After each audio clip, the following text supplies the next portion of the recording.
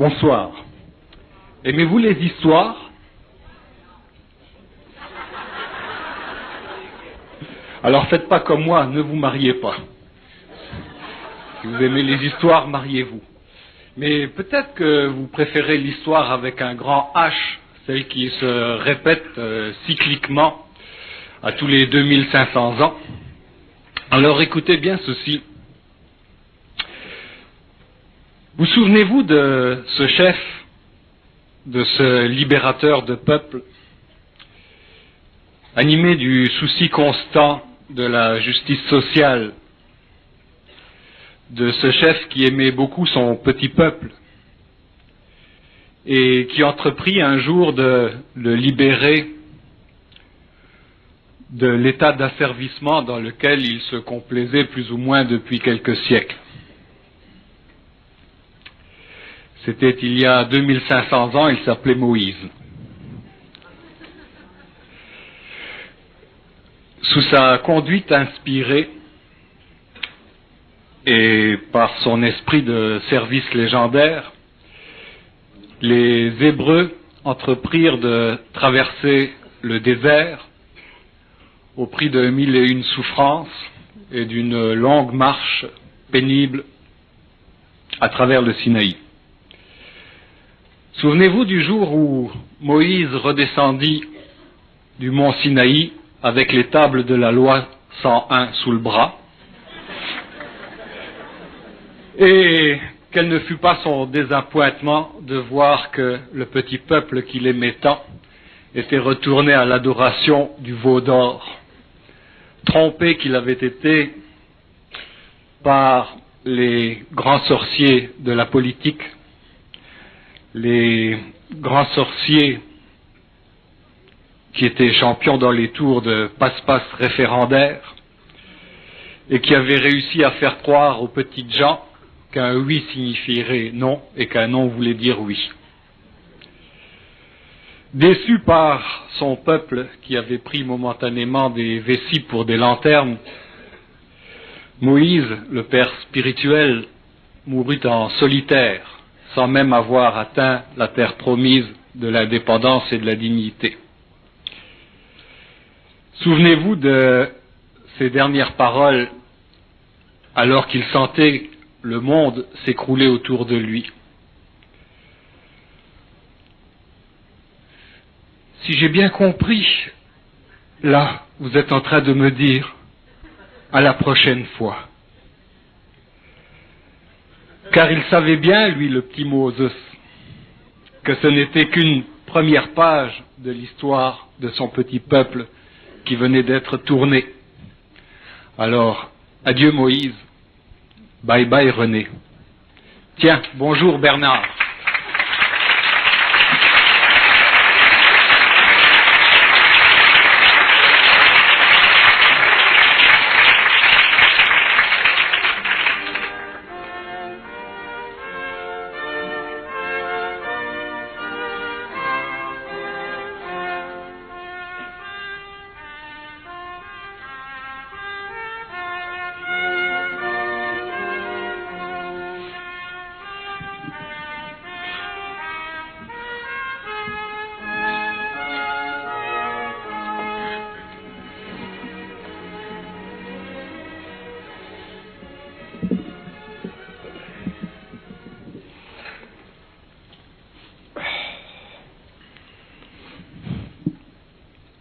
Bernard de Montréal, on est rassemblés ce soir pour essayer d'évoquer l'avenir du Québec. La question qu'on se pose certainement est à savoir comment un petit peuple de 6 millions d'habitants perdu dans l'océan, la marée humaine anglo-saxonne, américaine, comment un petit peuple peut réussir à devenir grand alors qu'il a le taux de natalité le plus bas du monde, alors qu'il ne se reproduit plus. 1,5, un enfant et demi par famille, nous disent les statistiques. Mais les statistiques, c'est fait pour couper les cheveux en 4 et les enfants en 2, on s'en aperçoit. Est-ce qu'au départ, il n'y a pas un problème de nombre?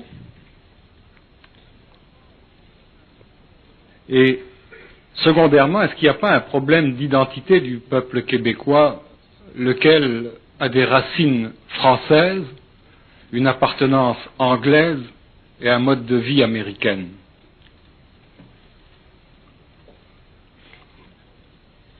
Votre question, elle est quoi? Comment est-ce qu'on fait pour durer? Ah bon.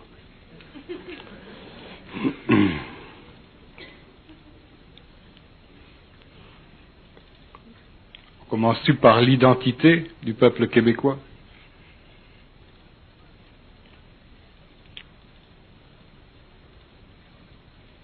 Bon.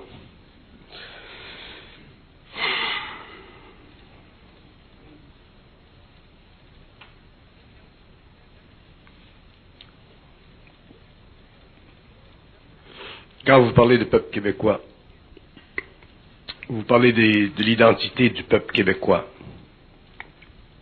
D'un peuple qui recherche son identité. Est-ce que vous parlez de la nation québécoise ou du peuple? Une société distincte.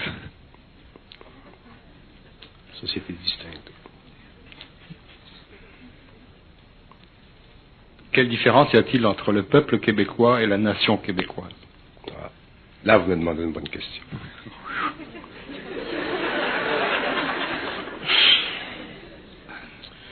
Il y a une très grande différence entre une nation et un peuple.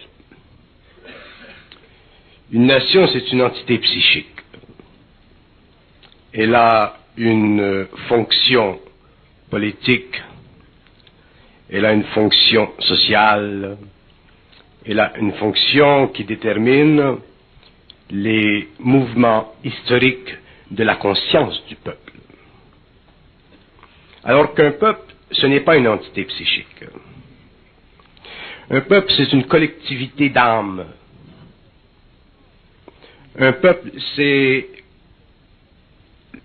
une collectivité d'êtres, d'âme en incarnation, qui cherche, au cours de l'évolution, à devenir une nation, c'est-à-dire à développer une entité psychique. Et dans le monde aujourd'hui, je prends un cas réellement extrême pour exposer ce que je veux dire. Prenons la Russie. Il y a la nation russe et il y a le peuple russe. Il n'y a pas de connexion, il n'y a pas de fusion entre la nation, autrement dit l'entité psychique, et le peuple. Autrement dit, l'esprit du peuple ne se retrouve pas dans la manifestation psychique de la nation, parce que la nation ou l'entité psychique russe est le produit d'une idéologie qui est représentée par une élite intellectuelle, scientifique, ainsi de suite. Donc, le peuple, lui, il est laissé à l'écart. La nation projette à long terme de donner au peuple ce qu'il veut. Espère qu'à long terme, il y aura une union entre la nation et le peuple. Il y a, dans le monde aujourd'hui, il y a très peu de nations qui sont superimposées, unies, en fusion avec le peuple. Donc, si vous me demandez où va-t-on en tant que peuple, ou où va-t-on en tant que nation, pour moi c'est très important la question et la différence dans la question, parce que j'établis une grande différence entre ce que nous appelons la nation et le peuple. Si nous regardons le peuple québécois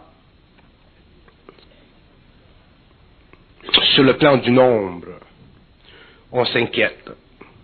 Sur le plan démographique.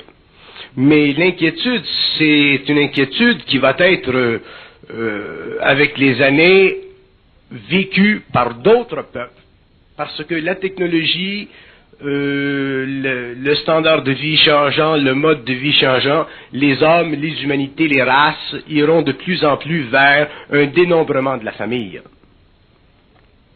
Donc, toutes les nations vivront le même problème et tous les peuples subiront le même décyclisme de leur numérologie. Bon. Je veux simplement en finir un petit peu.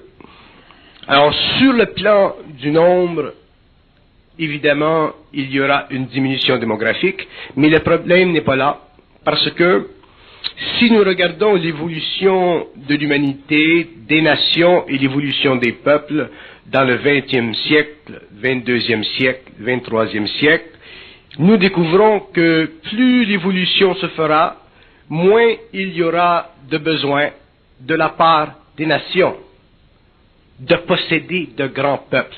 Pour une raison, c'est que l'évolution économique, politique, surtout au XXIe siècle, avec les changements dans le cycle de l'évolution de la Terre, les nouvelles données, les nouvelles formes de représentation occulte et psychique et mentale de l'humanité future permettront aux peuples d'évoluer de plus en plus en dehors de leur image nationale parce que il y aura de plus en plus d'individualité. Et ce que nous regarderons dans ces temps, ce ne sera plus nécessairement la manifestation psychologique de la dimension historique d'une nation représentée par le peuple, mais nous regarderons l'esprit du peuple.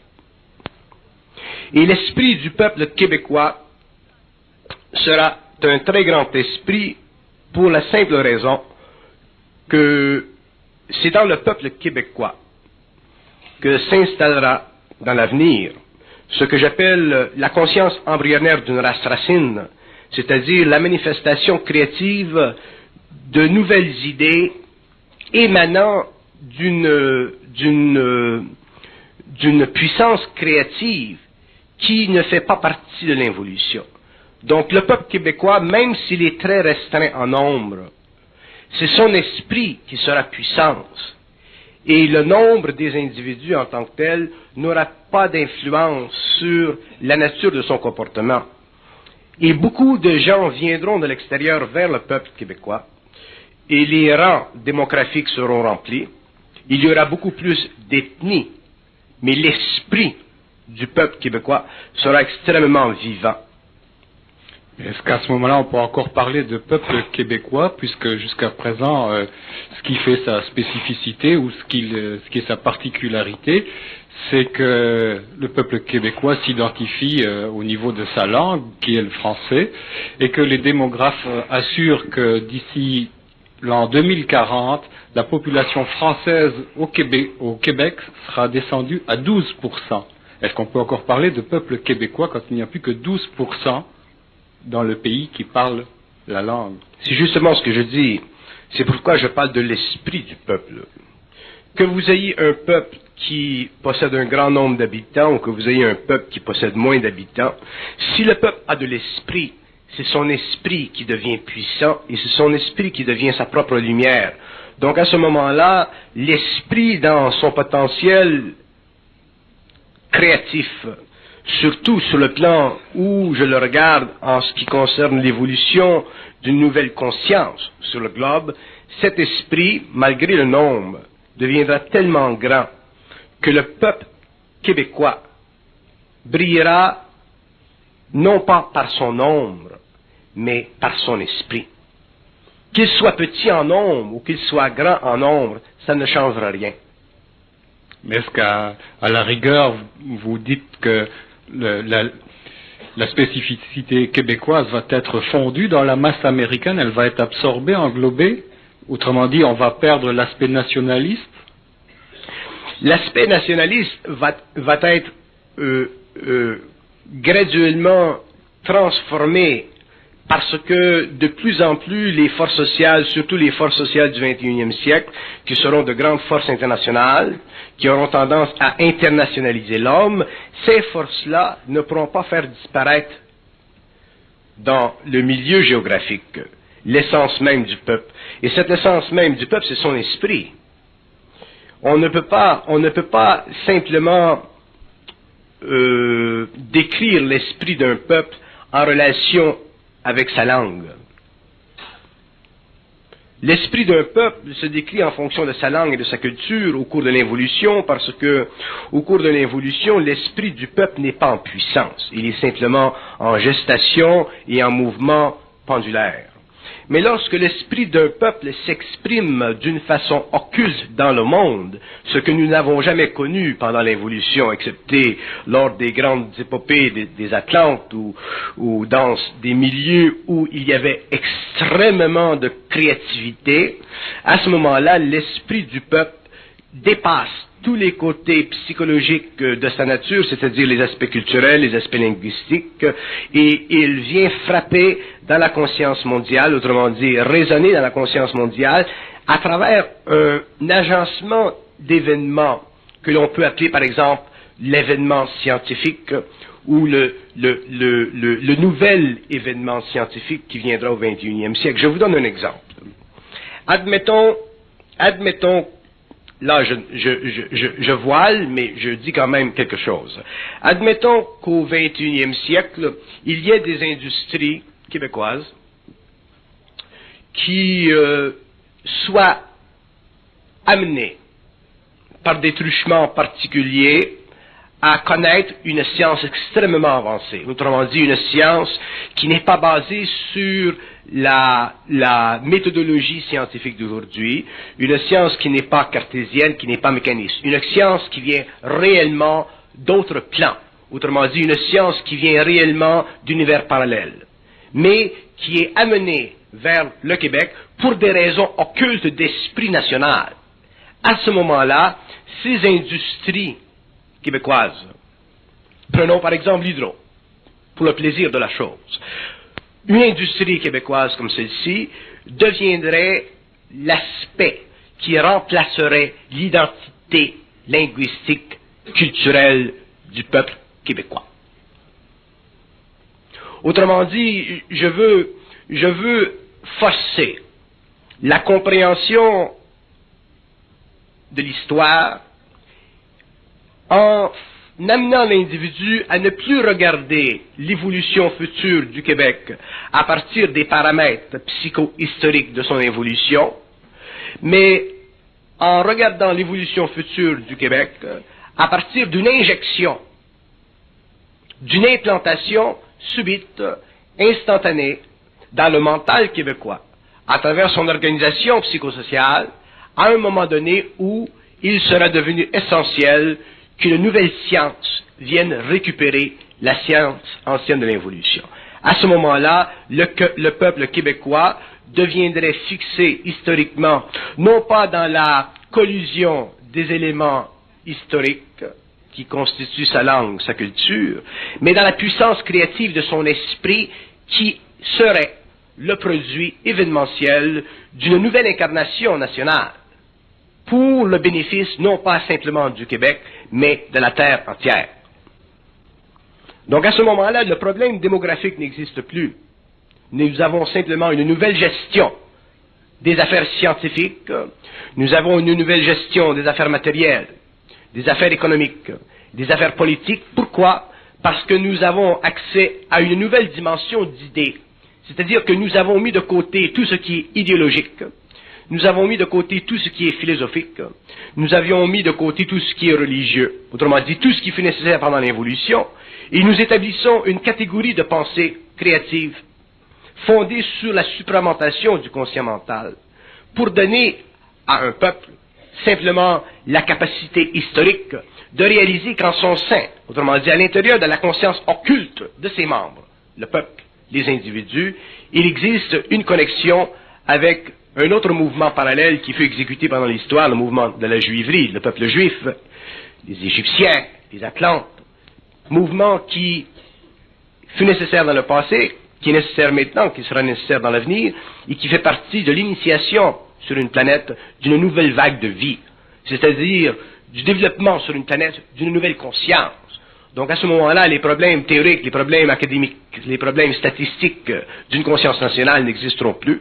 Que le peuple québécois soit réduit à 200 000, ou à 100 000, ou à 50 000, ou à 40 000, un peuple qui a une puissance créative Ces nombres n'ont plus d'importance. C'est sa puissance qui devient caractéristique de sa nouvelle fonction en tant que peuple et aussi de sa nouvelle fonction en tant que nationalité. Et c'est comme ça que je vois un peu l'avenir du peuple québécois. Mais je le vois d'un point de vue occulte.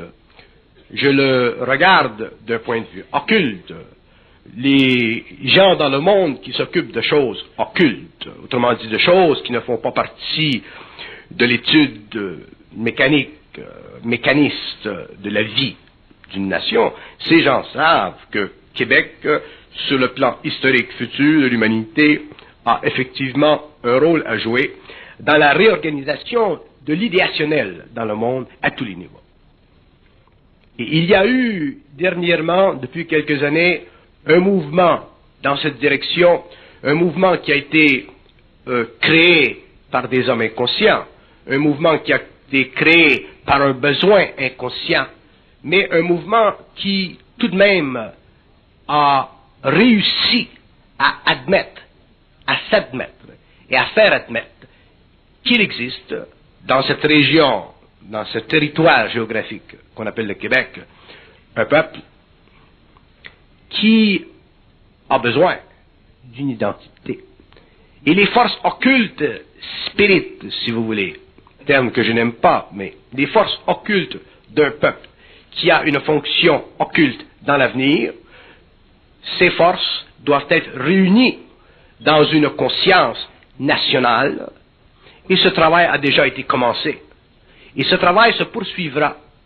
Il ne se poursuivra pas dans la même veine, parce que l'élément essentiel, c'est-à-dire l'élément psychologique de la formation, de la refonte du peuple québécois, il a été établi.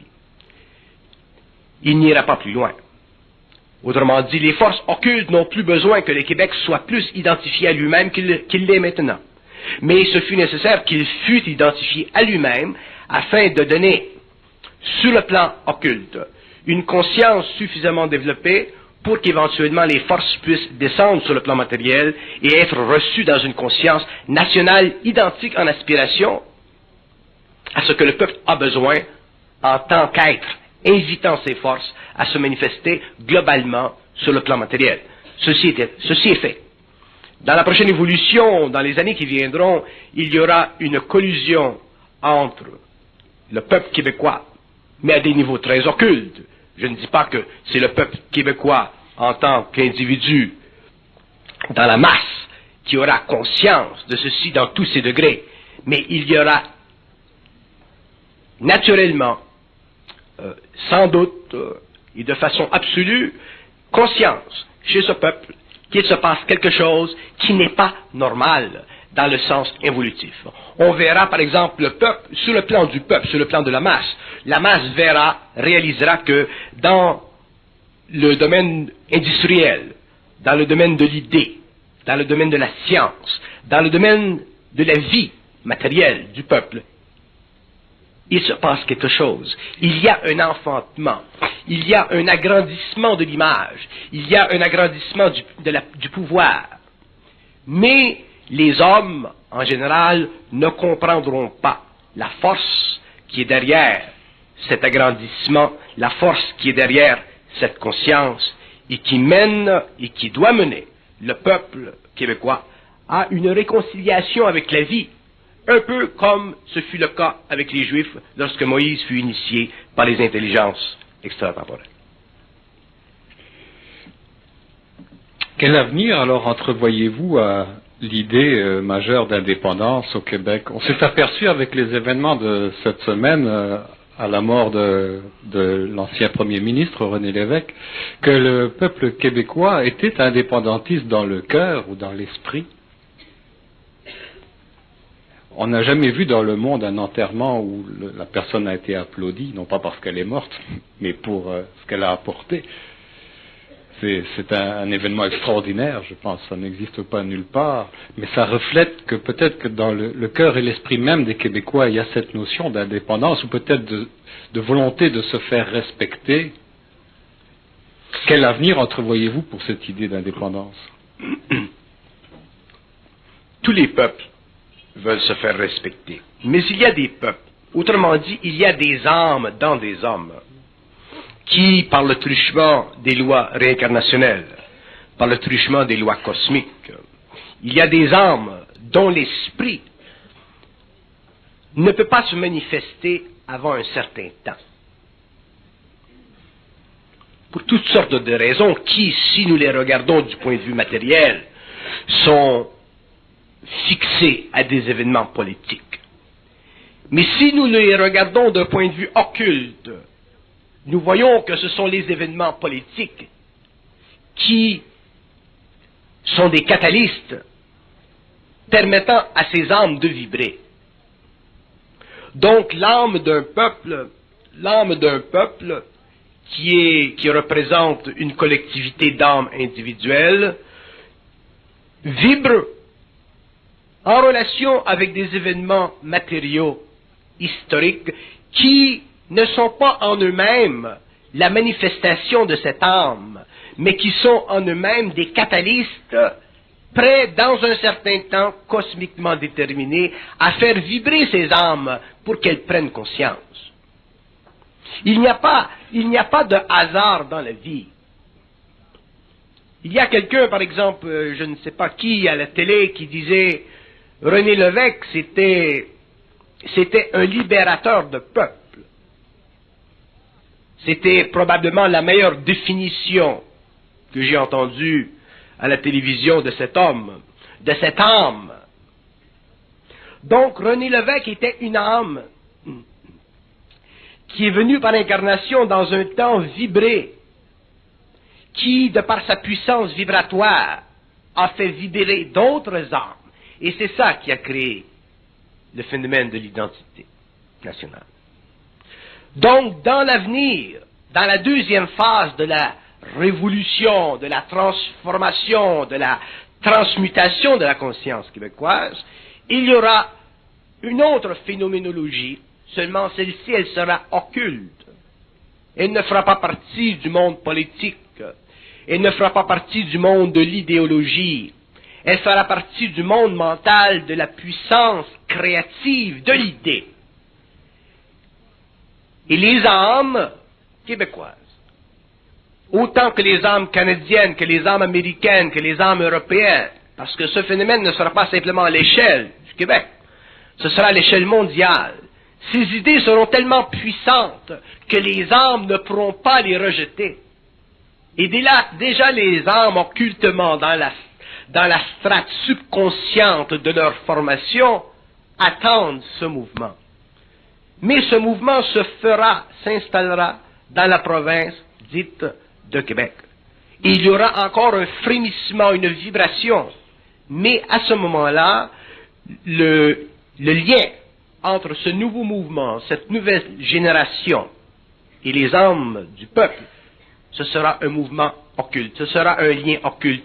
Tous les hommes ne comprendront pas ce mouvement, mais tous les hommes sauront qu'il y a dans le monde, à partir de cette géographie limitative qui est le Québec, un nouvel âge qui vient, c'est-à-dire un âge dont la puissance n'est pas celle d'évoquer la spiritualité d'une conscience nationale, ou d'évoquer les désirs spirituels ou politiques ou idéologiques d'une conscience nationale, mais de faire vibrer dans la conscience d'un peuple suffisamment d'énergie à travers ses propres moyens, ses industries, ses sciences, ses penseurs.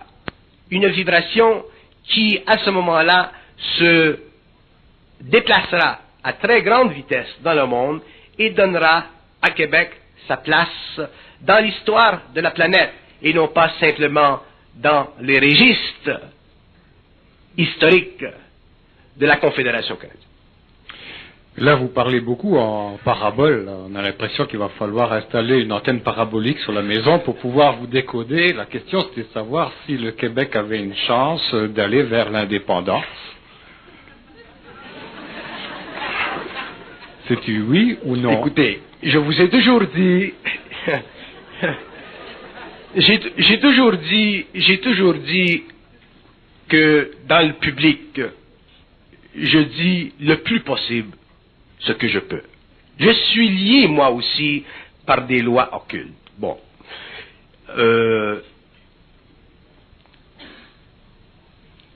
ce que vous appelez l'indépendance, ce que les politiciens, les hommes, le peuple appellent l'indépendance, moi je ne le vois pas à ce niveau. Si je me permettais, avec le respect de l'homme qui vient de partir, si je me permettais de dire, par exemple,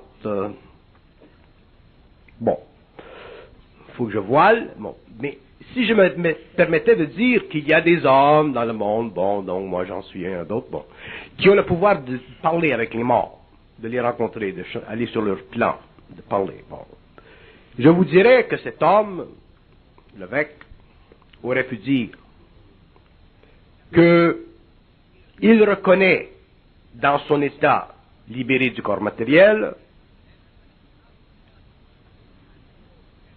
l'illusion de l'indépendance. Par contre, il reconnaît que le mouvement de l'esprit de l'indépendance était essentiel pour arracher à la domination, à la soumission, son pouvoir sur un peuple. Et que dans un même moment, dans une autre partie du Canada, un autre homme avait l'autre fonction, celle d'empêcher que le vêtement national se déchire. Donc vous avez l'évêque, vous avez Trudeau, deux hommes qui, dans une apparence limitative, si nous le regardons du point de vue de la politique, forçaient des hommes à aller vers les uns ou vers les autres, ou vers l'un ou vers l'autre. Alors que dans le fond, les deux hommes sont arrivés dans un même moment, dans l'histoire du Canada et de la province, sont arrivés dans un même moment, un dont la fonction occulte, la fonction de l'âme, était de libérer le peuple, et l'autre dont la fonction était de conserver la totalité des deux peuples. Donc les deux hommes avaient leur propre grandeur, l'un ne peut pas être comparé à l'autre, un avait tous les dispositifs psychiques de sensibilité interne pour devenir un libérateur de peuple, l'évêque, l'autre avait tous les dispositifs psychiques, mentaux, pour réunir la totalité de cette grande nation qui est le Canada et de maintenir, contre ce mouvement puissant dans une région, l'équilibre dans la totalité des régions. Et si vous regardez, vous savez, si le meilleur temps pour comprendre l'histoire, c'est toujours lorsque quelqu'un meurt et qu'on repasse les films à la télé. C'est un cours d'histoire quand quelqu'un meurt. Tout le monde aujourd'hui connaît l'histoire, a une bonne idée de l'historicité. Et si nous regardons le phénomène Trudeau, le phénomène l'évêque, nous voyons que ces deux phénomènes qui semblaient, dans le fond, agir en opposition, n'agissaient pas en opposition. Ils agissaient dans un moment identique selon la vibration de l'âme de l'individu en fonction de la collectivité des âmes, des régions où eux, en tant qu'hommes politiques, détenaient le pouvoir.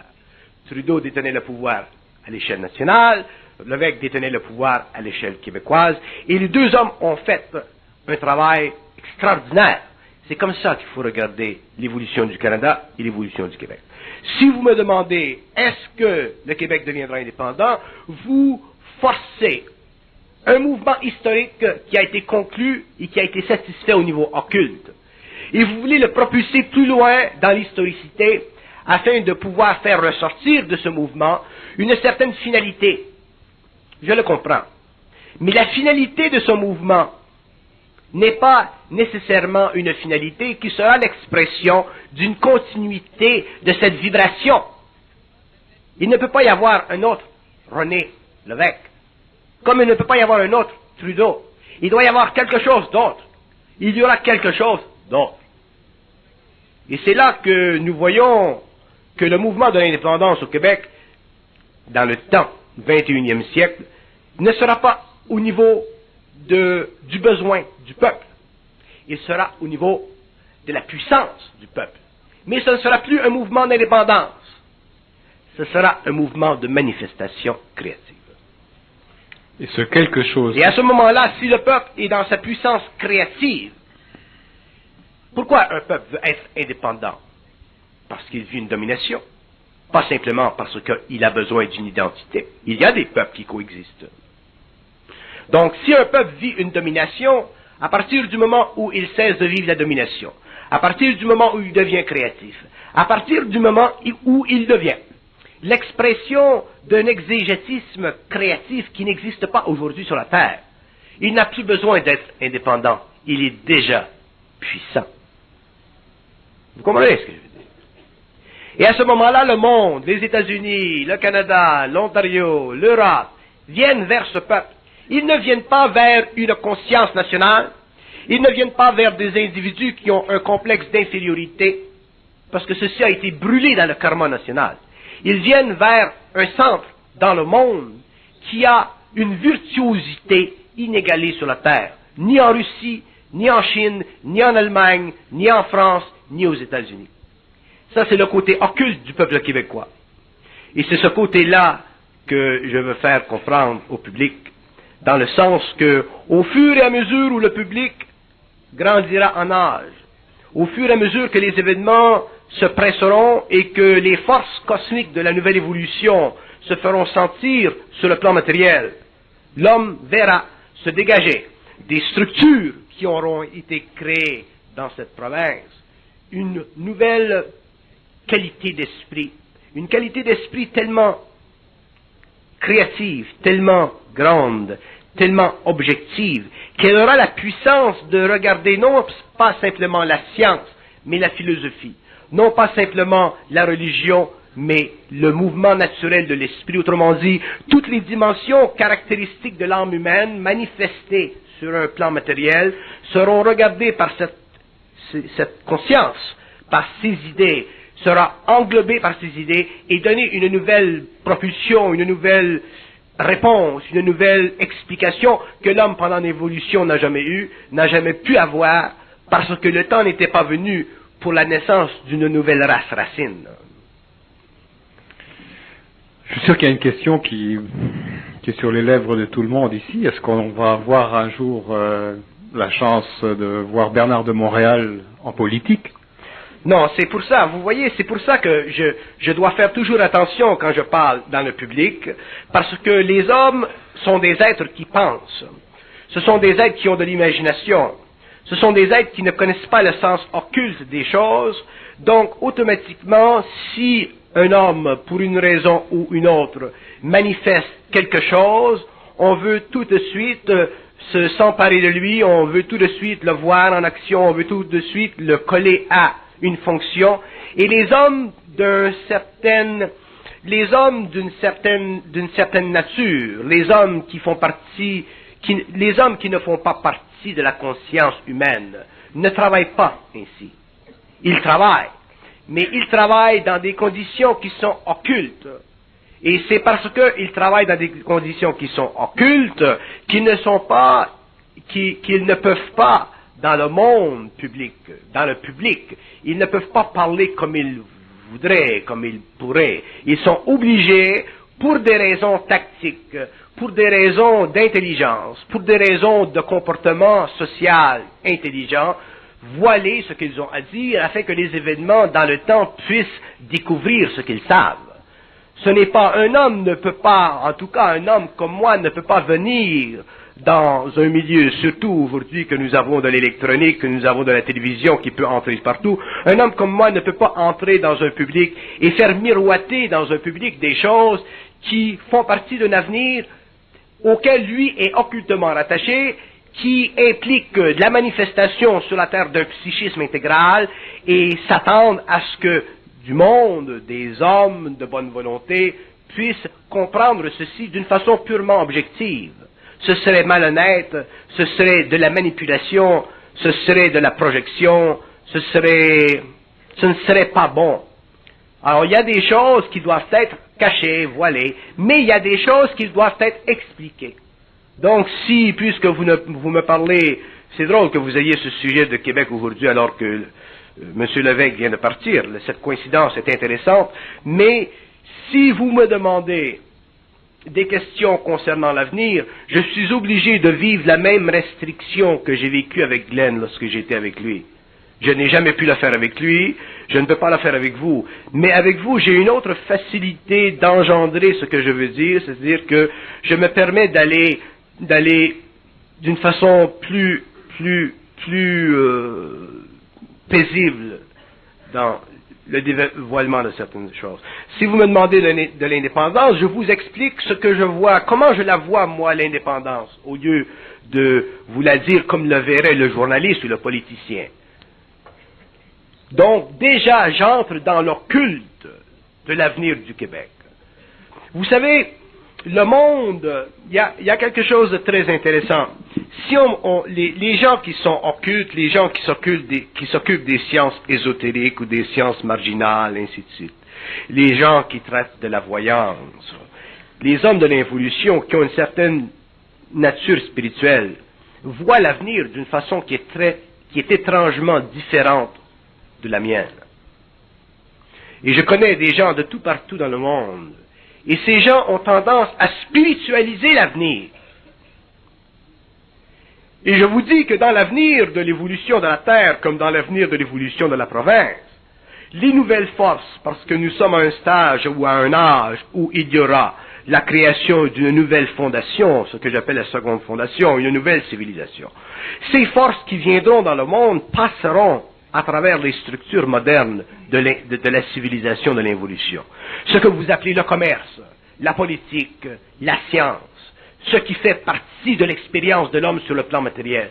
C'est à travers ces organes, c'est à travers ces sphères, à travers ces canaux que passeront ces forces. Il y aura naturellement une manifestation psychique d'un ordre intéressant dans l'avenir, mais la manifestation créative de ces énergies se fera dans le domaine de la Terre, se fera dans un domaine extrêmement près de ce que nous vivons aujourd'hui, afin que les maladies soient éliminées sur la Terre, afin que les hommes connaissent ce que le cancer est, ce que le sida est, afin que les maladies, toutes les maladies, soient rapidement éliminées, afin que la politique, les lois de la politique, les lois du gouvernement à l'échelle mondiale soient comprises. Donc, les sphères qui existent aujourd'hui seront amplifiées par cette énergie créative, et les hommes verront que la nouvelle manifestation, à partir du Québec, de cette identité créative, se fera en dehors du besoin politique de se voir indépendant. Qu'il y ait des alliances entre le Québec et les États-Unis, entre certaines parties du Canada, l'Ontario, les États-Unis, ainsi de suite, ceci ne fait pas partie de la division du Canada. Ceci fait partie du pouvoir magnétique des forces industrielles québécoises et ontariennes en relation avec un pouvoir de commerce américain. Éventuellement, au cours du 21e siècle, il y aura forcément un axe commercial entre le Canada, les États-Unis, le Mexique, les pays d'Amérique centrale et l'Amérique du Sud. Pourquoi? Parce que ceci fait partie de la formation d'un corps bilatéral entre l'énergie politique future et l'énergie politique présente qui doit être unifiée afin de soutenir sur ce continent qui représente cosmiquement une aile d'âme, c'est-à-dire une quantité d'âme en évolution étroite, et les forces politiques, économiques devront se joindre afin de créer dans cette partie du globe un axe, comme il y aura en Europe, comme il y aura avec les pays soviétiques, comme il y aura dans le Moyen-Orient ou dans l'Orient. Donc, c'est un processus naturel, mais lorsque nous regardons le phénomène d'un point de vue économique, d'un point de vue politique aujourd'hui, c'est difficile pour nous de le voir, parce que nous avons des intérêts, il y a des industries qui ont des intérêts, il y a des industries qui voudraient pas que ça se fasse. Mais il y a des hommes de vision qui s'installent et qui font des mouvements qui sont malgré eux, c'est-à-dire qui font partie de la vibration de l'âme. Et ces mouvements sont commencés et ils ne pourront pas s'éteindre. Ainsi, vous avez toutes les capacités pour faire un leader politique sur le plan national. Vous avez le charisme, la parole, l'intelligence, et vous préférez garder tout ça à l'état latent, mais connaissant votre créativité, et si je vous vois vous reléguer volontairement dans un rôle de second plan, c'est-à-dire de travail en coulisses, un peu comme une éminence grise dans les domaines de la politique, je sais que vous n'allez pas rester inactif. Le fait que vous ne soyez pas sur l'avant-scène politique ne veut pas dire que vous ne faites pas une certaine politique. Ce que je voudrais savoir, c'est entre la politique humaine et la politique cosmique, il doit bien y avoir un lien, et où se fait le contact? Il y a un lien, effectivement, il y a un lien, mais le lien ne se fait pas sur le plan matériel. Le lien se le fait sur un autre plan. Sur le plan matériel, considérez un homme comme étant un homme conscient, comme étant un peu comme un canal d'énergie. Et cette énergie qui passe dans un homme conscient, elle est puissamment créative. Et elle ne peut pas être arrêtée. Dans ce sens que cette énergie ne fait pas partie de la conscience égoïque de l'homme. Et la fusion, lorsque l'homme en fusion entre dans le courant historique de l'évolution d'une planète ou d'une race ou d'une nation, il est obligé de travailler en coulisses, pour la simple raison que on ne peut pas demander aux masses qui ont leur niveau d'intelligence. On ne peut pas demander aux spécialistes qui ont leur niveau d'intelligence. On ne peut pas demander aux politiciens qui ont leur niveau d'intelligence de comprendre ce qui ne fait pas partie du présent. De comprendre ce qui fait partie de 200 ans, 300 ans, 400 ans, 500 ans. Il y a une limite psychologique au cerveau humain, parce que le cerveau humain de l'évolution est un cerveau qui pense, alors que l'homme en fusion n'a pas à penser. Donc l'homme demain, les hommes demain, les nouveaux initiés demain qui travailleront dans le monde seront obligés de travailler à distance. Ils seront obligés de travailler par des moyens qui seront créatifs, mais qui amèneront les événements dans le domaine de la science, de la politique, du matériel, à une évolution très précise, mais sans que ces mouvements soient faits à la table publique. Parce qu'à la table publique, ça ne peut pas se faire. Un homme comme moi qui serait en politique, si moi j'étais en politique aujourd'hui pour demain, en politique ouverte, je serais automatiquement et naturellement dictatorial. Ce serait ce que Platon appelait une dictature bénévole. Parce que, qu'on le veuille ou qu'on ne le veuille pas, à partir du moment où l'homme est en fusion, il a une vision instantanée d'un problème. Que vous me parliez des unions, que vous parliez du marché des affaires, que vous parliez de la science, que vous parliez... Il n'y a plus de limite. Donc à ce moment-là, l'homme deviendrait naturellement dictatorial parce que il dirait on fait ça à cause de ça et à cause de ça, et les hommes ne pourraient pas voir la connexion. Donc les hommes doivent être protégés de cette vision. Ils doivent être amenés graduellement à réaliser la vision, mais non après que cette vision ait été installée dans les coulisses graduellement à une autre échelle de temps. Sinon, c'est un affront à l'homme, sinon c'est une... Bon, regardez, je vous donne un exemple. Bon, nous avons le crash cette année, nous avons le crash. Bon. Moi, ça fait longtemps que je le connais, le crash. J'attends le crash. Le crash vient. Et moi, j'ai un petit livre chez nous, j'écris quand je regarde quelque chose, si je veux savoir ce qui se passe dans le monde, quand est-ce que telle chose va se passer, je l'écris dans mon petit livre et je compare les événements avec mes notes. Bon, et je m'aperçois que j'ai des très bonnes notes. Donc, je ne peux pas arriver et dire à la télévision, à des amis, parce que j'ai des amis à la télé, dire, bon, écoutez, telle date, il va se passer telle chose, ou telle date, il va se passer telle chose. Parce que ceci créerait dans l'homme, dans le monde, des tensions énormes. La première fois, on dira, ah bon, ça c'est un voyant, ce gars-là, on va voir.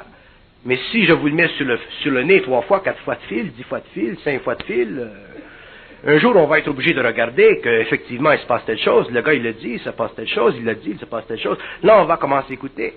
Et là à ce moment-là, qu'est-ce qui va se passer? C'est qu'il va se produire un lien entre moi et les événements. Donc, on veut savoir telle chose, on va aller voir Bernard de Montréal, il va nous le dire.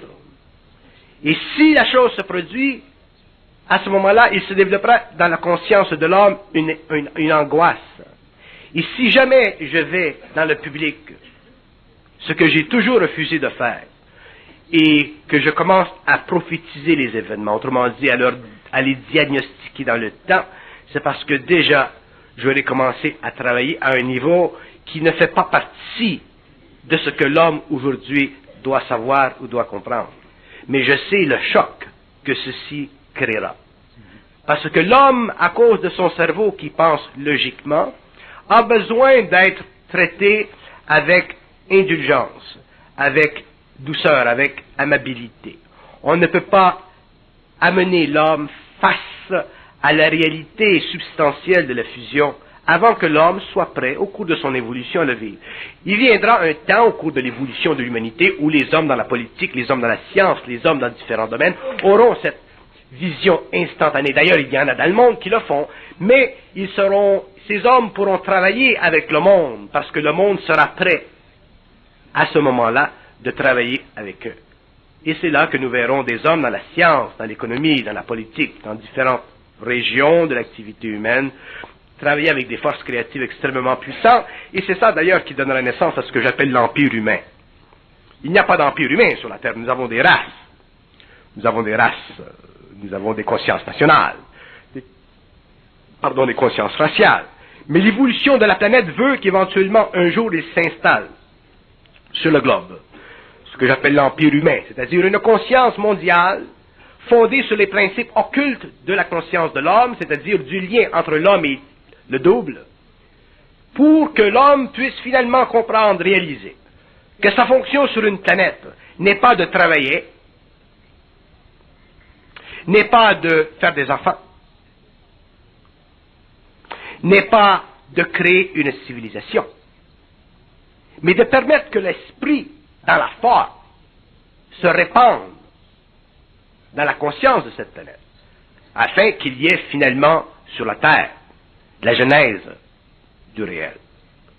Et lorsqu'il y aura la genèse du réel sur le globe, l'homme sera prêt à laisser son corps matériel. L'homme vivra complètement en éthérique, un peu comme les morts vivent en astral. L'homme conscient vivra en éthérique, et l'homme pourra voyager dans le cosmos. Il vivra une conscience intégrale. Il vivra sur le plan de la civilisation, des liens avec d'autres mondes, qui fera partie de l'exploitation cosmique de sa conscience universalisée. Mais il y a une évolution, il y a un temps. Donc il y a des choses qui doivent se manifester sur Terre à la fin du cycle pour que l'homme puisse vibrer dans l'âme, c'est-à-dire finalement réaliser qu'il existe en dehors de sa conscience punitive, en dehors de sa conscience purement karmique, en dehors de la conscience de l'âme, une puissance créative qui est le produit de la nucléarisation de l'âme avec l'énergie du double, c'est-à-dire son aspect cosmique. Et c'est ça qui créera la nouvelle ou la seconde fondation de l'humanité. Donc, si nous parlons du Québec, si nous parlons de l'évolution du Québec, la genèse de cette identité dans le Québec, si nous regardons le Québec à partir de 1998, si nous regardons le Québec dans l'an 2070, nous voyons un Québec qui n'est pas, à ce moment-là, le produit d'un besoin psychologique d'être indépendant, mais le produit d'une capacité créative de faire naître, de faire rayonner dans le monde à travers le commerce, la politique, la science, et surtout l'idée créative non idéologisée et non idéologisante, son esprit. Et c'est ce qui se passera parce que, je sais, d'ailleurs je travaille à ceci, à la formation dans la province de Québec de ce que j'appelle un noyau, un modèle, un micro-modèle social qui s'occupe de science, de commerce et d'idées, et qui demain probablement s'occupera aussi de politique, mais dans un cadre tellement fermé que la manifestation de ceci dans la province, comme la manifestation de ceci dans le temps, sera parfaitement en harmonie avec les structures qui déjà existent. C'est très facile pour un homme conscient de faire comprendre à un homme sensible mais inconscient des choses qui ne font pas partie de son expérience d'âme, qui font simplement partie de son esprit. Et viennent les années où, sur la terre, dans le monde entier, l'homme, pour la première fois, sera donné, finalement, de reconnaître l'illusion de ses superstitions anciennes, l'illusion de sa science moderne, et finalement, la conscience du réel, c'est-à-dire ce que j'appelle la genèse du réel. Et c'est ça qui fera la différence entre les temps anciens et l'âge d'or, les temps nouveaux. C'est ce qui fera la différence entre ce que nous, les hommes, nous croyons dans notre intelligence galvanisée, dans notre intelligence universalisée sur le plan de l'éducation, dans notre intelligence académique. C'est là que nous découvrirons qu'il y a une très grande différence entre l'intelligence civilisée et l'intelligence créatrice. Et les hommes dans le monde aujourd'hui qui sont conscients de l'intelligence créatrice sont conscients d'une nouvelle phénoménologie de l'homme. Ils sont conscients d'une nouvelle genèse de l'homme. Ils sont conscients d'une nouvelle relation entre l'homme et la vie.